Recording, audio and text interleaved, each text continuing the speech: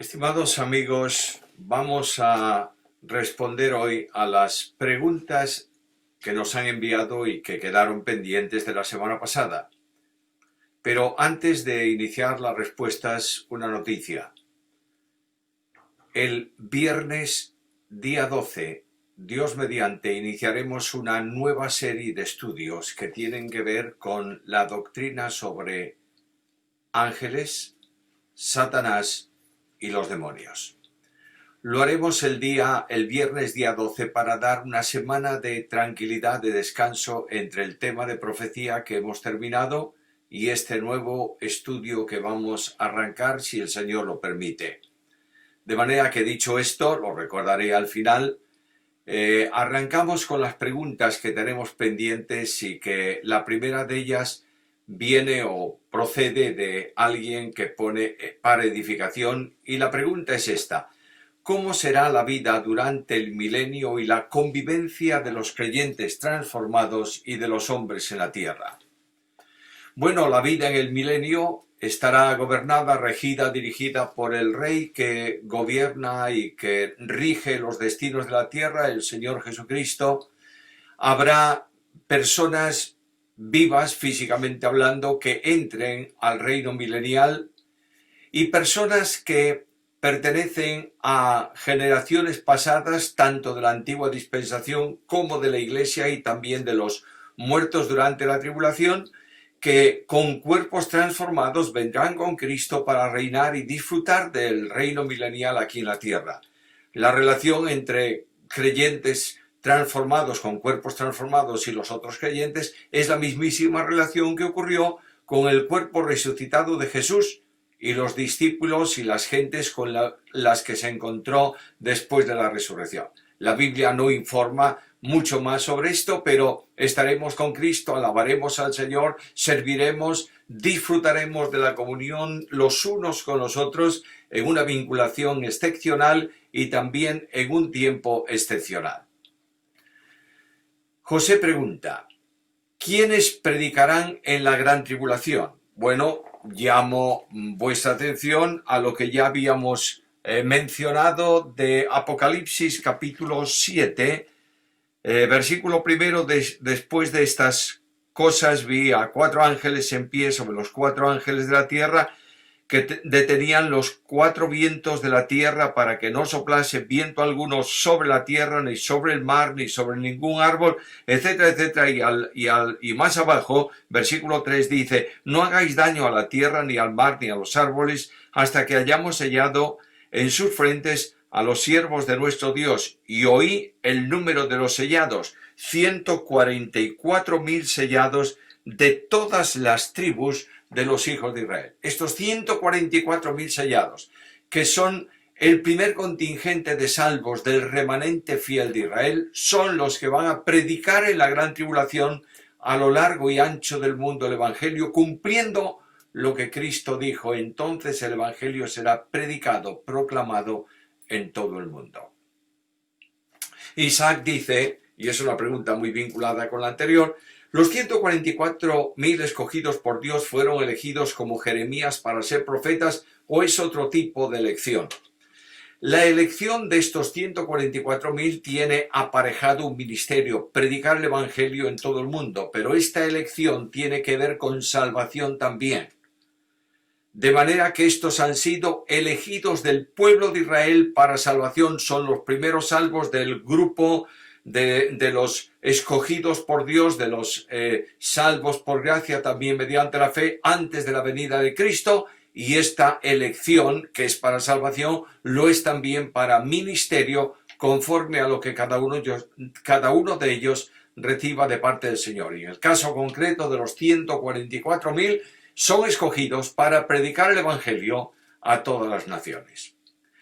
Caleb dice: ¿de dónde tenían los judíos la idea que la destrucción del mundo significaría que el fin estaba cercano? Bueno, la destrucción del templo significaría que el fin estaba cercano. Lo que se llama apocalíptica judía entendía que se había destruido el primer templo de Salomón, se había destruido el segundo templo construido en tiempos del retorno de Babilonia y ahora tenían el gran templo levantado por Herodes. 3 templos destruidos era una señal inequívocamente apocalíptica en el sentido de que si ese templo se destruía, el fin del mundo estaba cercano. ¿De dónde lo sacaban? Pues no tengo datos fehacientes sobre esto, pero es algo que se había divulgado en el entorno judío cuando Cristo estaba en la tierra. Joel dice: si el falso profeta es judío, ¿puede la religión falsa tener relación con el judaísmo? Puede tener relación, pero es una relación apóstata, una relación que se separa de Dios, una relación que se aleja de Dios. Por tanto, será una religión sincretista que tal vez, supongo yo, tendrá elementos de todas las religiones del mundo para contentar a todos, pero lo evidente es que es una religión sin Dios. Pablo nos dice: en el Antiguo Testamento se hace alusión a Israel como la esposa de Jehová. A la Iglesia se le considera así en el Nuevo. ¿Qué pasará con Israel cuando el Señor venga? ¿Son simplemente invitados a las bodas del Cordero? Primera observación: el Israel que entra al reino milenial y que indudablemente es invitado para la gloriosa etapa de lo que simbólicamente se llaman las bodas del Cordero, son salvos por gracia mediante la fe, sin diferencia ninguna con cualquier salvo. Por tanto, la relación tiene que ver con una relación de comunión y de vinculación con Dios. Los israelitas de la primera etapa de la fundación de Israel, Abraham esperaba, como nosotros esperamos, la ciudad que tiene fundamentos, cuyo constructor y arquitecto es Dios. Hacer unas divisiones entre Israel e Iglesia es bueno en el sentido de que hay promesas nacionales y personales para Israel que se cumplirán en el milenio, pero la distinción entre salvos de un tipo y salvos de otro no la encuentro fundamentada en ningún lugar de la Biblia. El pueblo de Dios es un pueblo, la relación de los salvos con Dios es una relación y todos estaremos en una eterna relación con Dios después del milenio, sin excepciones ni privilegios especiales los unos para con los otros. Dice Josué: si Jesús no vino en su primera venida para establecer un reino, ¿cómo se entiende Colosenses 1:13, que dice que Dios nos ha librado del poder de las tinieblas y nos ha trasladado al reino de su amado Hijo? Cuando yo dije que Cristo no había venido para establecer un reino, estaba refiriéndome a lo que algunos entienden de que Cristo vino para ofrecer el reino material físico del Mesías a Israel, e Israel lo rechazó, y como consecuencia de ese rechazo, entonces tuvo que correr el Señor, permitidme esta alegoría y con mucho respeto, para resolver el problema, y arrancó a Israel y metió en su lugar una rama que es la Iglesia, y entonces se resolvió el tema del rechazo. Cristo vino para salvar en su primera venida y vendrá para reinar en su segunda venida. Por tanto, debemos tener muy claro esto cuando estudiemos el concepto reino de Dios a lo largo de toda la Escritura. Libérate dice, o libérate, no sé cuál es el acento, perdóname si es libérate o libérate. Si el arrebatamiento es una venida del Señor, entonces su segunda venida sería una tercera. ¿Cómo se entiende? La venida del Señor en el sentido de recoger a la Iglesia no es una venida a la tierra, sino un encuentro con la Iglesia en el aire. Por tanto, no podemos mencionar como segunda venida. El encuentro de Cristo con la Iglesia, que tiene lugar en el aire, no tiene nada que ver con el descenso de Cristo desde el cielo a la tierra, poniendo sus pies sobre el monte de los olivos, que es el inicio de la segunda venida de Cristo. Por tanto, no hay tres.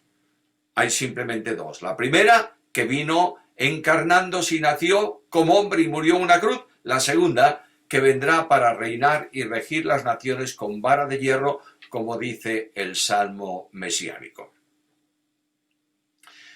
Manuel Medel dice, después de la tribulación, ¿quiénes vendrían a reinar 1000 años? Bueno, es fácil, abres la Biblia y encuentras que la iglesia viene, las bodas del Cordero son aquí en la tierra, la iglesia viene con el esposo, los salvos de la antigua dispensación vienen también, son resucitados, y los salvos que han muerto durante la tribulación son también levantados, y los que quedan vivos entran con Cristo para el reino milenial aquí en la tierra. De manera que después de la tribulación, quienes vienen para reinar 1000 años son todos los creyentes, incluidos la iglesia, transformados, los salvos de la antigua dispensación y también los que han muerto mártires durante el periodo de la tribulación.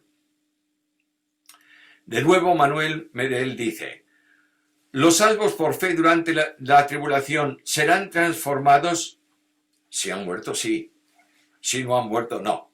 Son transformados los que han muerto, cuyas almas se han visto debajo del altar en el cielo, vendrán, resucitarán, recibirán los cuerpos de resurrección y estarán presentes aquí durante el tiempo del reinado milenial de Jesucristo. Emilio pregunta, ¿los 144.000 son judíos o gentiles y son parte de la iglesia o no? La respuesta es esta. Los 144.000 son judíos. Forman parte del remanente escogido del pueblo de Israel. Recordad todos que no por ser descendientes físicos de Abraham pertenecen a Israel como pueblo de Dios. Solamente pertenecen al pueblo de Dios los que han sido de la fe de Abraham. Esos 144.000 escogidos de entre todo el conjunto del pueblo de Israel son salvos por gracia mediante la fe porque creen en el Señor Jesucristo y siendo salvos son del pueblo de Dios. Llamo vuestra atención a otro pasaje del libro de Apocalipsis en donde se dice, perdonad que busque la cita rápidamente, Apocalipsis capítulo 14, versículo 1, después de esto miré, y aquí el Cordero estaba en pie en el monte de Sión, y con él 144.000 que tenían el nombre de él y el nombre de su Padre escrito en su frente. Versículo 3, cantaban un cántico nuevo delante del trono y delante de los 4 seres vivientes y de los ancianos, y nadie podía aprender el cántico sino aquellos 144.000 que fueron redimidos de entre los de la tierra. Estos son los que no se contaminaron con mujeres, pues son vírgenes. Estos son los que siguen al Cordero por donde quiera que va. Estos fueron redimidos de entre los hombres como primicias para Dios y para el Cordero. Es decir, de la conversión anunciada por Pablo en la Escritura sobre la salvación de Israel, cuando el apóstol dice entonces todo Israel será salvo, esto es la primera remesa de esos salvos. Recordad que Pablo habla de sí mismo diciendo, yo como a un abortivo el Señor se apareció a mí, cuando realmente abortivo es el que nace antes de tiempo, y el Señor se aparecerá, se hará visible a este pueblo de Israel, a los escogidos, al remanente escogido por Dios, se hará visible y ellos mirarán al que traspasaron y serán salvos. Y anteriormente a eso, Pablo, como un abortivo, uno que nace antes de tiempo, que no está comprendido en ese grupo, fue salvo también porque Dios lo escogió, lo eligió y lo salvó por gracia mediante la fe, como cada uno de nosotros. De manera que los 144.000 son judíos, son del pueblo de Dios, son salvos por gracia. Y aunque la iglesia está transformada, la iglesia es la expresión del reino en la actual dispensación. Habrá otra manifestación del reino en el milenio y esa manifestación segunda absorbe también a la primera y así sucesivamente hasta el reino eterno de Dios en cielos nuevos y tierra nueva. Saúl pregunta, si los sellos se inician desde el comienzo de la tribulación, ¿cuánto durará el falso tratado de paz con el anticristo? Bueno, el tratado va a durar durante todo el tiempo de la tribulación. En la mitad de la semana quebranta ese tratado, pero esa alianza pecaminosa establecida por el Israel no salvo con la muerte perdura. Y serán juzgados antes de la inauguración del reino y serán arrojados a las tinieblas de afuera. Por tanto, el pacto en sí será quebrantado a la mitad de la semana, es decir, a los 3 años y medio, para convertir al anticristo en la figura nuclear de toda la religión y de toda la adoración. Pero ese acuerdo con el Israel no salvo persiste hasta el final. A ver si lo explico claramente. Se establece un pacto. Luego, al principio de la semana se confirma el pacto. Luego, a la mitad de la semana se quebranta el pacto. Pero el pacto es un pacto elaborado por Satanás, celebrado de acuerdo con el Israel apóstata, y esa situación persiste hasta la segunda venida del Señor Jesús. Pregunta Emilio. ¿Cómo se explica Apocalipsis 13:6 cuando dice mano derecha y frente si la señal no es un chip? Bueno, frente habla en la Biblia de reflexión, de pensamiento. Manos habla de servicio. De manera que en Deuteronomio capítulo 6 dice que la ley de Dios estará sobre tu corazón, la escribirás, la tendrás en tus manos, la atarás en tus brazos, etcétera, etcétera, etcétera. Hay que tener en cuenta la figura simbólica que para Israel representaban ciertas cosas, como la frente, lugar de pensamiento y de reflexión, como las manos, lugar de servicio. Y la mano derecha, además de servicio, es mano de acción, de fortaleza. Lo que está diciendo es que habrá un elemento que va a distinguir a toda la sociedad entonces y que será el que controle el pensamiento reflexivo de los hombres y también todas las acciones de los hombres. Dije el primer día que un chip es una pura leyenda que algunos establecen porque se toma el Apocalipsis y se toman las profecías que tienen que ver con los tiempos finales para montar una auténtica novela de ciencia ficción. Se habla de los escorpiones que se ven en Apocalipsis como carros de combate. No dejes volar la imaginación. La Biblia es una panorámica. Y lo que nos está diciendo es que quien no acate la señal constitucional del reino del anticristo no podrá hacer nada ni operar en nada.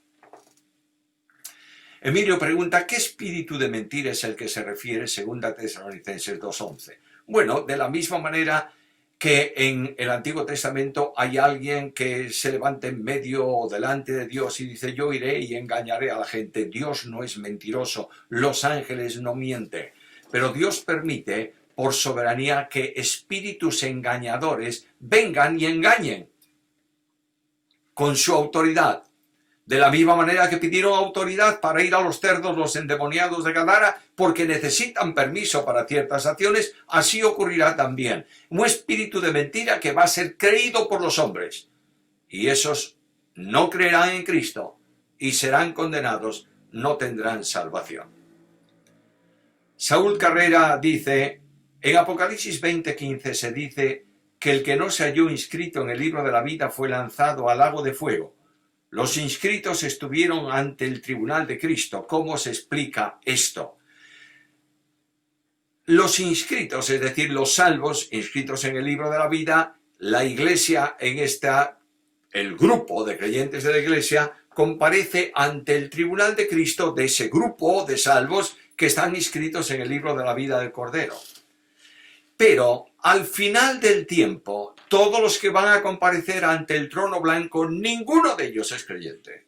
Ninguno de ellos es de los que inscritos en el libro de la vida comparecieron ante el tribunal de Cristo. Esos recibieron recompensas, esos no comparecen en el trono blanco. En el trono blanco o al trono blanco o ante el trono blanco son llamados aquellos que no creyendo en Cristo han sido muertos, serán resucitados, e incluso los que puedan estar vivos no creyentes después de aquella tremenda conflagración en el mundo. Todos estos van a ser llamados ante el trono blanco y se van a abrir los libros de la vida y se va a verificar que esta persona no está escrita en el libro de la vida, por tanto su destino es el lago de fuego con el demonio y sus ángeles. Feliberto pregunta si Hebreos 9:28 no refuta el arrebatamiento. Pues vayamos a Hebreos 9:28 y leamos el texto. Y dice la palabra del Señor: así también Cristo fue ofrecido una sola vez para llevar los pecados de muchos y aparecerá por segunda vez sin relación con el pecado para salvar a los que le esperan. Cuando Cristo venga a la tierra no va a venir, no va a aparecer para morir, va a aparecer para reinar y para liberar de la opresión a aquellos que, habiendo creído en Él, son afligidos por el anticristo y por el sistema demoníaco que estaba gobernando la tierra. La aparición de Cristo va a ser una liberación de todos esos. Hay muchos de Israel que fueron llevados al desierto en el sentido simbólico y cuidados durante ese tiempo. Están los 144.000, están personas de las naciones que por la predicación han creído y están vivos. Todos estos van a ser liberados realmente, pero no tiene que ver con el arrebatamiento. El arrebatamiento se ha producido, ahora Cristo viene y en esta segunda venida va a liberar a todos estos que, no habiendo sido llevados a la presencia del Señor, están siendo afligidos en la tierra, y para ellos la segunda venida va a ser una auténtica liberación. Jonathan Pedraza dice: ¿cuáles son las consecuencias soteriológicas y prácticas de interpretar la parábola de las 10 vírgenes para la Iglesia? Bueno, yo no veo ninguna, como dices tú, ninguna consecuencia soteriológica. Lo que no debemos es confundir a los oyentes. Y si vamos a predicar la parábola de las 10 vírgenes para los no creyentes, tenemos que decir: esto se refiere a la venida de Cristo, pero también podemos aplicarla a los que creen y tienen aceite y son salvos, y a los que no creen, que no tienen aceite, aunque esté, y no son salvos, aunque estén mezclados con los creyentes. ¿Lo entendemos bien? Una cosa es la aplicación, y la aplicación tampoco puede ser hecha distorsionando la Escritura. No puedo usar mi argumento y buscar un texto que lo justifique. Mi argumento sale del texto que lo define. Por tanto, la predicación motivadora es un escarnio de predicación. Déjame decirte una frase del conocidísimo predicador Spurgeon: si alguien te predica un mensaje no bíblico, no sufras escuchándolo, vete. Esta es la realidad. El texto define, controla el mensaje, no el mensaje se apoya por necesidad en un determinado texto. Jonathan Pedraza vuelve con otra pregunta. Gracias, Jonathan, por tus preguntas. Si el arrebatamiento de la iglesia era considerado como inminente, ¿por qué Pablo anuncia su muerte y también Pedro incluso el modo de su muerte? ¿No es una contradicción? No, ninguna. Aquellos que vieron elevarse al Señor el día de la ascensión se quedaron mirando a ver si volvía. Y los ángeles dijeron: venga, a cumplir la misión, porque este mismo Jesús que fue tomado de vosotros así volverá, como vosotros lo habéis visto. La idea de la inminencia, es decir, de que Cristo puede venir en cualquier momento, era la predicación apostólica. Y todos ellos esperaban que eso se cumpliera en su tiempo. Pero si no se cumplía, el apóstol anuncia su muerte de esta manera, lo mismo el apóstol Pedro, y a lo largo del tiempo de la iglesia al final, en la era apostólica, esperaba la inminencia del arrebatamiento, pero no significa que algunos de los que estaban vivos supieran que iban a morir y anunciaran su muerte sin perder la esperanza de la venida del Señor. A ver si lo puedo explicar. Yo espero que no podamos terminar este programa porque Cristo haya recogido la iglesia. Pero si no viene, yo puedo decir que cuando yo me muera, quisiera ser considerado, ser recordado como un esclavo de Cristo. Y esto no significa que no espere que Cristo puede venir ahora mismo en estos momentos. Jonatán Pedraza, tercera pregunta. Tenemos varias de Jonatán. A los 70 años de juicio de Israel en Babilonia, unido al Levítico que Dios promete castigarlos 7 veces más por vuestro pecado, durarían los 490, que serían el tiempo de las 7 semanas. Hay otros cálculos que dan como fecha final el año 1948, que es la Constitución de Israel. ¿Qué opina de esta interpretación? Mala interpretación. La idea de que el milenio, por ejemplo, y cito porque corresponde al programa de profecía, la idea de que el milenio es el resultado de 10 por 10 por 10, es decir, el perfecto, pero no son 1000 años, es simplemente un alegorismo matemático. No hay una interpretación numérica de ese tipo que justifique, salvo cuando la Biblia dice los tiempos, las señales, las medidas, y a eso tenemos que ceñirnos. Jonatán Pedraza, de nuevo, aunque queda otra Jonatán, gracias por todas tus preguntas. Si para Dios un día es como 1000 años y puesto que se hizo la tierra en 7 días, la actual tierra le quedaría un tiempo de 7000 años antes de cielos nuevos y tierra nueva. ¿Qué opina? Pues lo mismo que lo anterior. La Biblia no dice que para Dios un día es como 1000 años, hay que seguir leyendo. Y 1000 años como un día. ¿Es lógico eso? ¿Es matemáticamente exacto? No.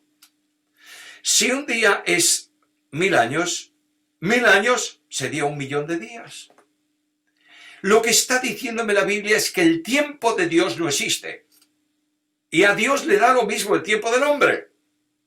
Ahora, alegorizar eso y venir a una aplicación matemática es un alto riesgo, porque del día y de la hora de la venida de Cristo, y sobre todo de cielos nuevos y tierra nueva, nadie sabe. El Padre la tiene reservada en su sola autoridad. Franier habla de Isaías 65, 17, 2 Pedro 3, 10 al 13, Apocalipsis 21, 1, y dice, ¿es eso la misma cosa? Bueno, Apocalipsis 65, por buscar la primera cita, Apocalipsis 65, 17 dice, porque aquí que yo crearé nuevos cielos y nueva tierra y de lo primero no habrá memoria, ni más vendrá al pensamiento. Pues es lo mismo.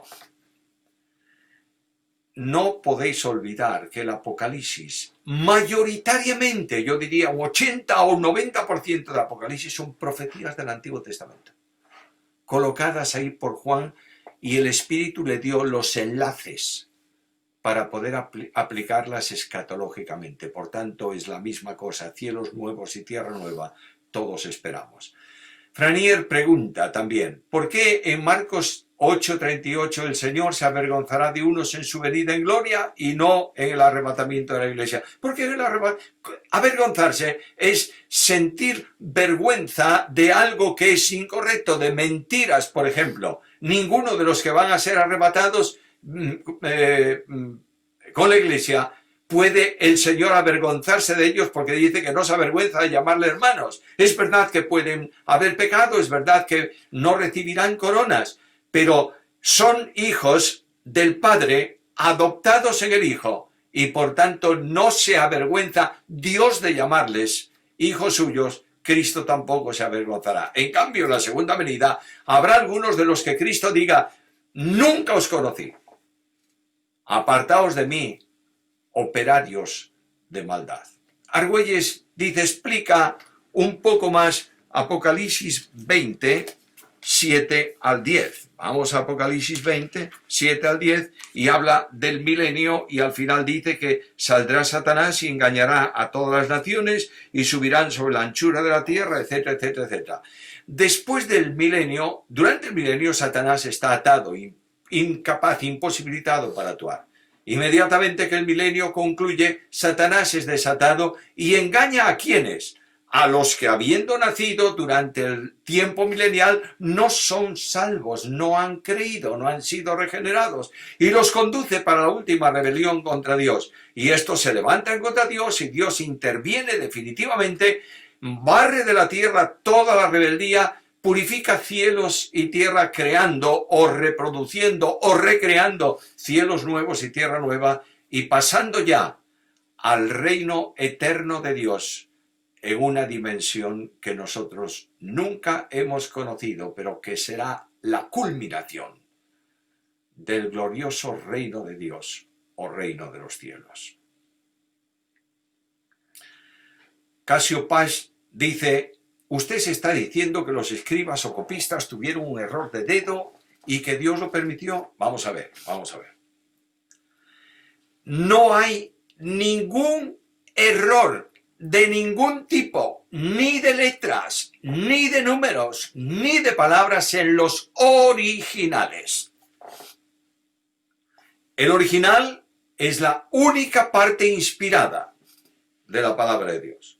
Los copistas pueden copiar una línea, descansar y volver, y un poco más abajo o al día siguiente ya copiaron un poco más y olvidarse exactamente dónde estaban y volver a copiar de nuevo esa línea, como aparece en algunas epístolas del Nuevo Testamento.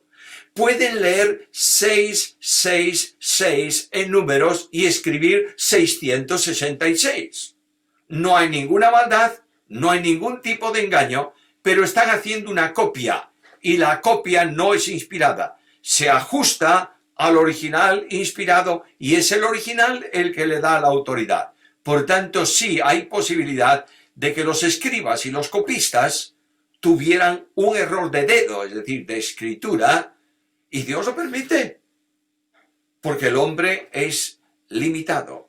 Pero lo que yo sí tengo claro es que todos cuantos errores hay en las copias del Nuevo Testamento, ninguno afecta a doctrina.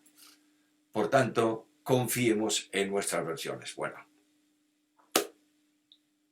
en las versiones que traducen los originales, no en las paráfrasis ni en la historia, ni en algunas Biblias que eliminan justificación y la convierten en amistad con Dios, ni en algunas Biblias que dicen que un viento divino corría sobre la superficie de las aguas en la creación. Eso es deformación, distorsión, y yo diría que es pecado en la traducción de la Biblia. Podemos y existe una dinámica, una aplicación dinámica, una traslación dinámica que permite hacer el cambio de una palabra por su equivalente, pero no desvirtuarla. Es muy solemne. Elige versiones que se ajusten a los originales griegos y hebreos del Antiguo y del Nuevo Testamento. Javier Núñez nos dice: ¿cuáles son los países que compondrán el Imperio Romano? Bueno, mi querido amigo, es que los países de hoy no están en la Biblia, salvo algunos nombres que se citan específicamente: Egipto, España, pero el territorio de España de hoy no es el territorio de Hispania del Imperio Romano. Lo que está diciendo es que el mundo occidental, llamémosle así, todos los países que han surgido de ese Imperio Romano renovado, posiblemente sean todos los países que componen hoy, que forman hoy el mundo llamado mundo occidental, que no solamente es Europa, es también América, es Australia, es Nueva Zelanda, pero por favor, no fijemos fronteras territoriales del mundo de hoy para referirnos específicamente al mundo bíblico. Vanessa Salazar dice, ¿quiénes serán salvos durante la tribulación? ¿Solo judíos? No. Por supuesto hay un grupo remanente del pueblo de Israel que será salvo en la tribulación. Pero serán salvos millones de personas a lo largo y ancho de la tierra en respuesta al mensaje de predicación del Evangelio por medio de los 144.000. El Espíritu Santo redarguye, acusa de pecado o evidencia el pecado, redarguye también el corazón de justicia, conduce a las personas a creer el mensaje del Evangelio, se salvan por gracia mediante la fe, son regenerados y justificados delante de Dios, y en esto no hay excepción ninguna para Dios. No son judíos de primer nivel los salvos y personas de segundo nivel los gentiles que acaso pueden ser salvos. Serán salvos y son salvos todo aquel que cree en Cristo y deposita su fe en Él. Última pregunta. ¿Cuál podría ser la marca de la bestia? ¿Tiene un significado simbólico? Creo que lo he dicho en el estudio. 666. 6 es el número del hombre. 666 es el superlativo absoluto para un hebreo. Directamente diría hombre, hombre, hombre. Por tanto, el sentido, el significado es que el hombre será situado en el centro y Dios excluido, tanto de la religión como del gobierno. Y el mayor ejemplo es que un hombre estará sentado en el lugar que corresponde al Dios del cielo para ser adorado. De manera que aquí tenemos el simbolismo. Quiero daros las gracias a tantos que habéis estado viendo, siguiendo estos estudios de profecía, y quiero recordaros que el viernes día 12 de este próximo mes, si el Señor no viene antes, y espero que venga, entonces no hay programa, si llegamos al día 12, abriremos una nueva etapa de estudio y vamos a estudiar los ángeles, Satanás y los demonios. Mientras tanto, pido para todos vosotros una bendición del Señor y que se cumpla en cada uno de vosotros lo que la palabra suya dice en Santiago 4:6. Pero Él da mayor gracia. Gracia para la santificación, gracia para las pruebas, gracia para la esperanza. Que Dios os bendiga.